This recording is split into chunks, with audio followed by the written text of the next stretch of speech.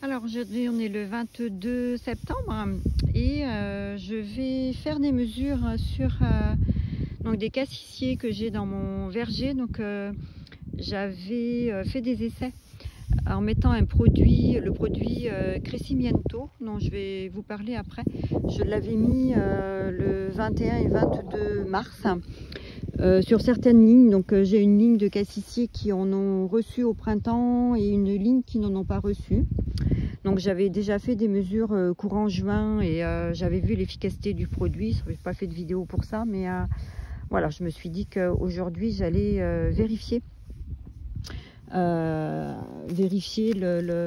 stabilité en fait de l'efficacité du produit. Donc on va regarder ensemble. Donc je vais juste faire le pH et le redox pour voir si on a une différence. Donc il a plu depuis quelques jours là chez moi en Vendée. Donc on voit que le BRF ici est quand même très humide. On a des petits champignons, donc tout ça c'est super. Voilà. Donc je suis obligée de creuser parce que j'ai une bonne couche là de BRF et donc il faut pas que mon électrode elle mesure le bois. Non, je vais avoir voilà, donc il faut que je sois en contact ici avec le sol. C'est bon. Voilà, donc je me mets évidemment au pied. Je vais mettre au pied du cassissier. Hein, et allez, on va aller chercher ici. Voilà. Donc mon électrode, hop là. Mon électrode redox que j'avais mise dans de l'eau en attendant.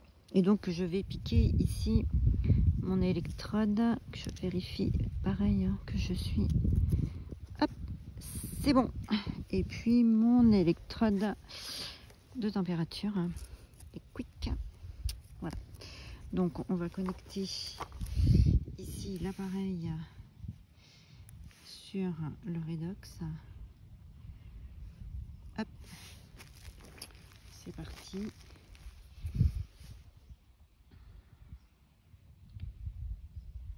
On est un peu bas là quand même.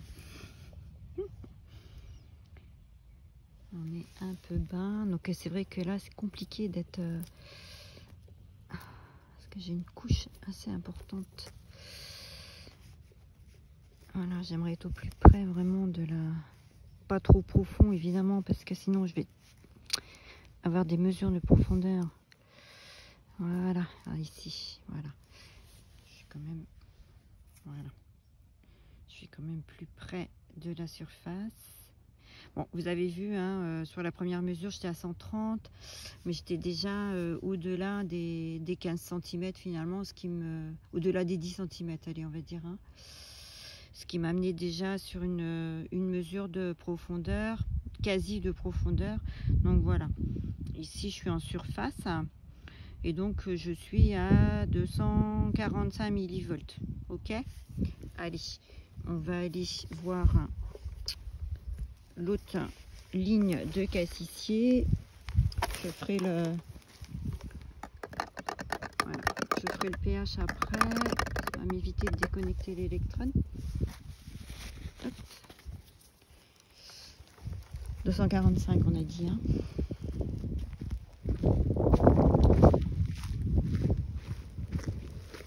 Bon. On va voir ce que ça donne ici.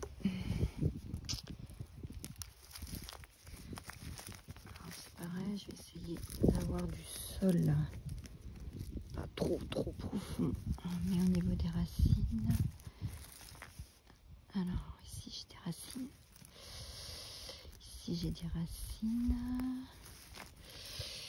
Excuse-moi petit cassissier de t'embêter comme ça, mais voilà, il faut quand même que il me faut du sol pour pouvoir connecter mon électrode.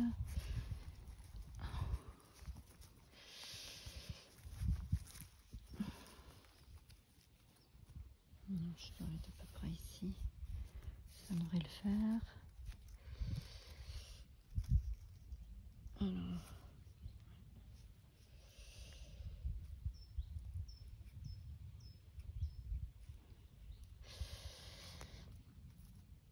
Évident, hein. Donc là, je suis dans rien.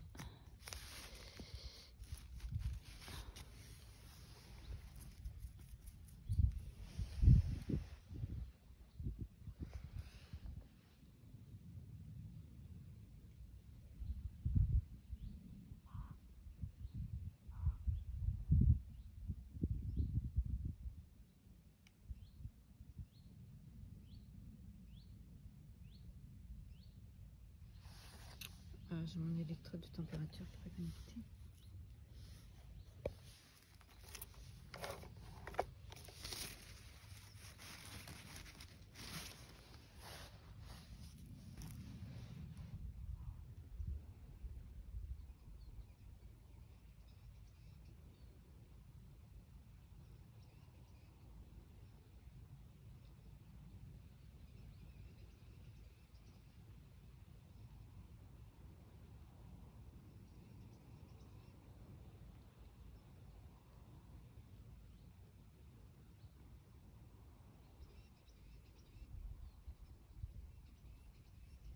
Alors, la mesure du redox est toujours longue. Il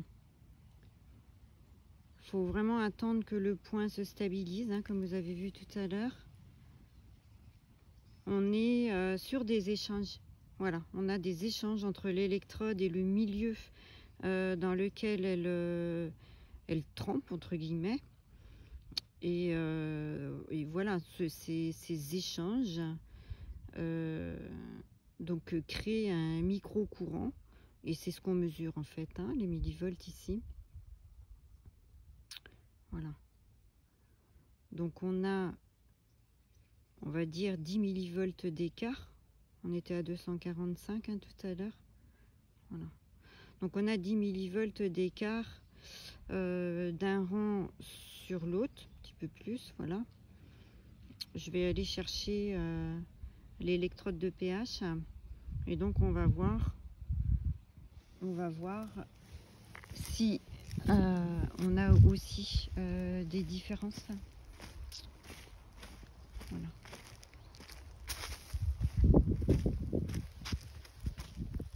Alors donc là c'est pareil, j'ai mis mon électrode à tremper toujours dans le KCl que je rince. Hop, que j'essuie délicatement. Et donc on va faire les mesures de pH. Donc voilà, ici je suis sur un rang de cassissier qui n'a pas reçu le crescimiento au printemps. Et là je suis sur un rang de cassissier. Donc vous voyez, j'avais mis une petite marque jaune. J'ai fait ça sur plusieurs. Hein. C'est des arbres là-bas qui ont reçu. On voit des petites marques jaunes à chaque fois. Voilà. Donc il faut savoir que cet été j'ai peu arrosé. J'ai dû en tout depuis le printemps arroser donc avec le goutte à goutte 4 fois. Donc ici on était passé, donc ici on est passé à plus de 260. Voilà. Donc on a quand même une différence significative. Voilà, ça aurait été quelques millivolts, c'était pas significatif. Là on a pratiquement 20 millivolts. On s'approche pratiquement des 20 millivolts. Non, je me trompe d'électrode, pardon. Voilà. Donc on va voir si au niveau du pH, on a aussi une différence. Je vais le découvrir avec vous. C'est pas facile de tout faire en même temps. Alors, menu, on va aller chercher le pH. Ok, alors, je l'ai pas eu. Le pH, ok. C'est bien mon électrode.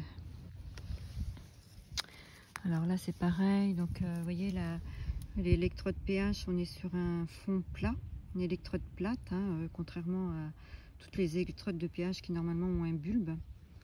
Donc voilà, c'est moi qui avais demandé à Consort de se débrouiller pour fabriquer une électrode plate pour être au contact du sol. Par contre, voilà, quand on est sur une structure comme j'ai là,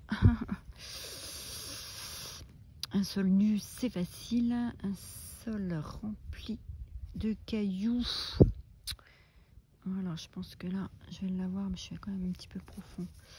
Allez, on essaye. Et donc là,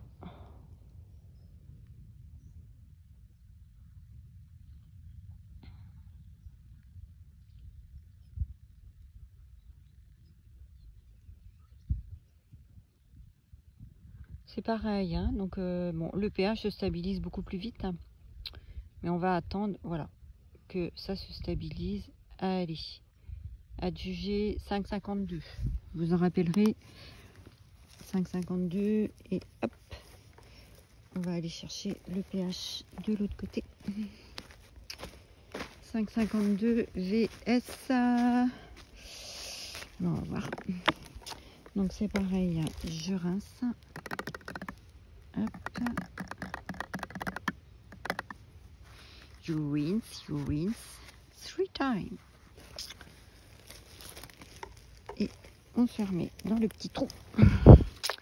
Donc mon électrode de température. Et là c'est pareil, je vais essayer d'être au contact du sol et non pas d'un caillou, ce qui n'est pas forcément évident. Donc là je pense que ça peut le faire. Alors,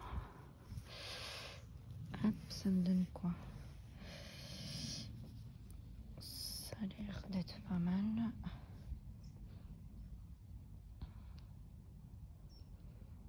Et voilà.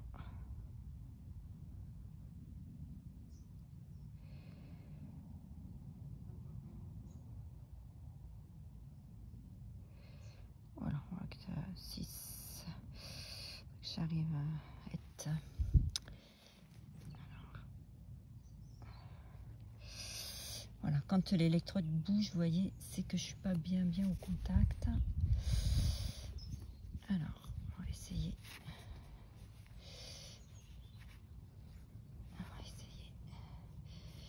Il faudrait pas que les. Là, je pense que ça peut être bon. Voilà. Voilà. Vous allez voir, l'électrode va se stabiliser plus vite.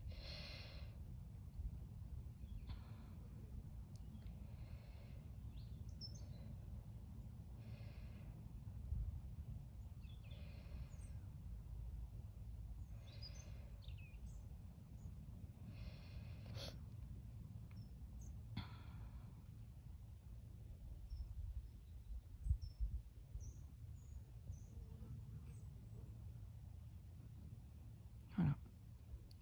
6,63.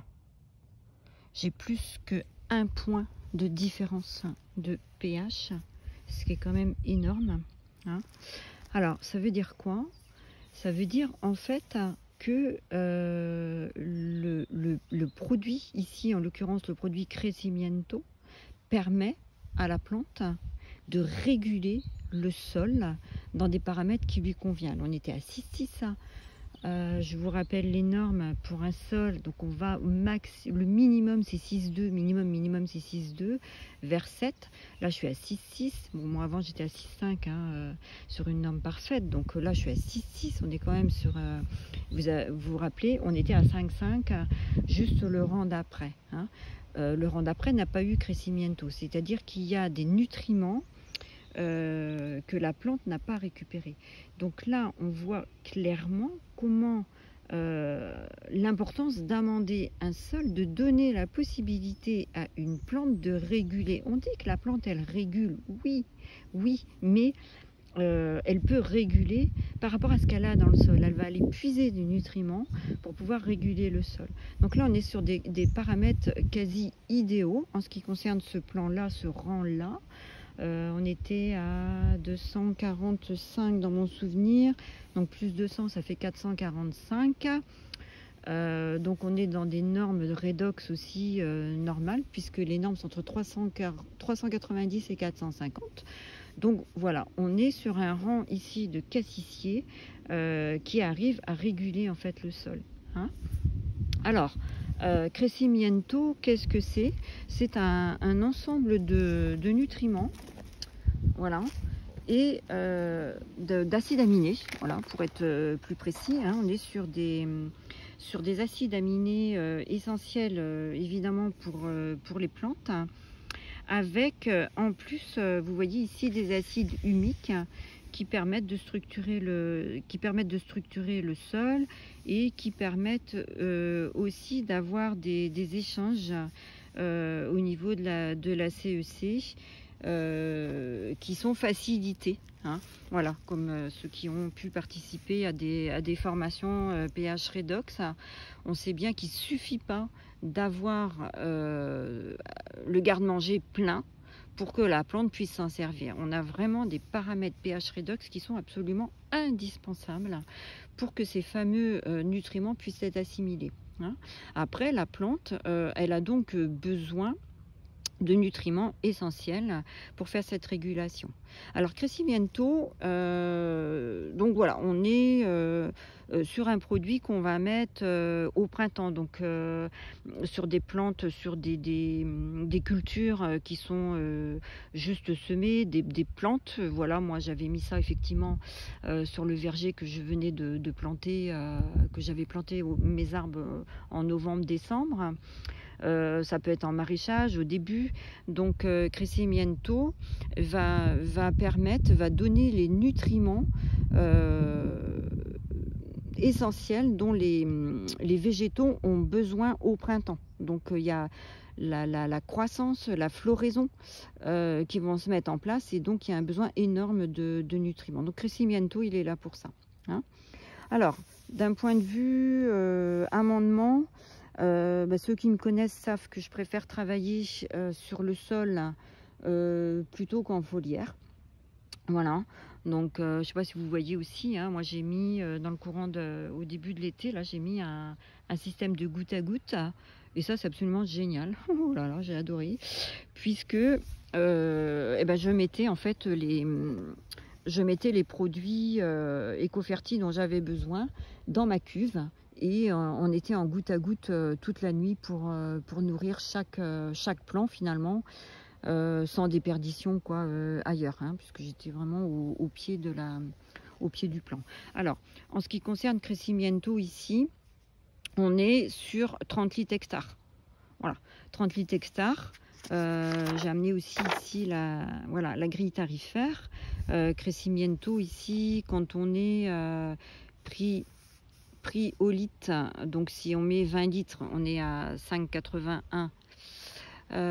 Multiplié par 20, ça fait 2 fois 5, 10, donc ça fait 2 fois 5, 10, oui, je ne me trompe pas. 100, on est à 120 euros hectare pour Crescimiento. Alors, ce que je ne vous ai pas parlé, c'est qu'effectivement, tous les produits éco-fertiles, donc là, je n'ai pas tout mesuré, ça va venir, je vais le faire, promis juré. C'est que voilà, tous les produits éco-fertiles sont des produits qui sont fabriqués en lactofermentation. On est pratiquement, à part quelques produits que eux ne fabriquent pas, comme Algas, donc ce sont des algues, tous leurs produits sont acides réduits. Donc ici, si on regarde Crescimiento, c'est le premier ici, vous voyez. Ici, on est à 4,3 de pH, moins 70 millivolts, ce qui nous fait un RH2 à 13. Voilà. On est sur des produits qui sont acides et réducteurs. Donc, en plus des nutriments spécifiques par produit, donc les acides aminés, les acides aminés, les minéraux, etc. La lactofermentation fait que vous apportez en même temps des micro-organismes, et c'est ça qui est absolument génial. Donc vous apportez des micro-organismes, vous apportez automatiquement des enzymes, puisque qui dit lactofermentation par des bactéries dit production d'enzymes. Voilà, et donc en plus vous avez les paramètres bioélectroniques du produit qui vont permettre d'apporter des protons et des électrons. Voilà, donc ils vont permettre les échanges. Donc dans tous les produits éco-fertiles, vous avez plus qu'un produit en fait, parce qu'à chaque fois vous aurez les nutriments, les micro-organismes et les paramètres pH redox qui vont permettre de faire baisser l'oxydation et l'oxydation et le pH. Alors le pH, vous allez me dire ouais, mais sur des pH qui sont acides, vous avez vu, tout simplement. Là derrière, sans Crescimiento, ici j'ai un sol qui est acide parce que je suis sur du sable. Voilà. Parce que je suis sur du sable. Anciennement du sable, c'était la plage ici avant, il y a longtemps. Donc j'ai un terrain qui est acide. Hein. Et ben vous avez vu qu'avec d'un rang sur l'autre, ils sont pas loin les rangs. Hein. Donc c'est le même terrain. Hein. Voilà. Donc avec un produit. Voilà, ici, le pH régule. Derrière, j'ai un pH avec un point de moins. Voilà. Donc, qu'on ait un sol qui soit acide ou alcalin, les produits vont tout simplement permettre à la plante de réguler, puisque c'est le rôle de la plante de réguler. Voilà. Je vais vous parler d'un autre produit sur une autre vidéo que je vais appliquer là, plus dans le potager. Donc c'est le 3MS, qui est vraiment un super produit. Mais je vais faire des mesures, je ferai des mesures avant-après. Donc le 3MS, pourquoi 3M? Puisque ça veut dire matière organique, micro-organismes et minéraux. Donc c'est vraiment un produit 3 en 1 déjà de par sa composition et en plus par les paramètres toujours bioélectroniques, puisqu'on est là aussi sur une lactofermentation. Voilà, donc je ferai une autre vidéo pour le 3MS pour vous permettre peut-être de l'appliquer sur vos sols. C'est le moment. On va arriver bientôt dans la période de l'automne, donc entre octobre et octobre-novembre, on va appliquer octobre-novembre. Et dans l'idéal, c'est de refaire une mesure, mettons janvier, pour voir comment votre sol a pris cette information et éventuellement refaire une application. Allez, à bientôt.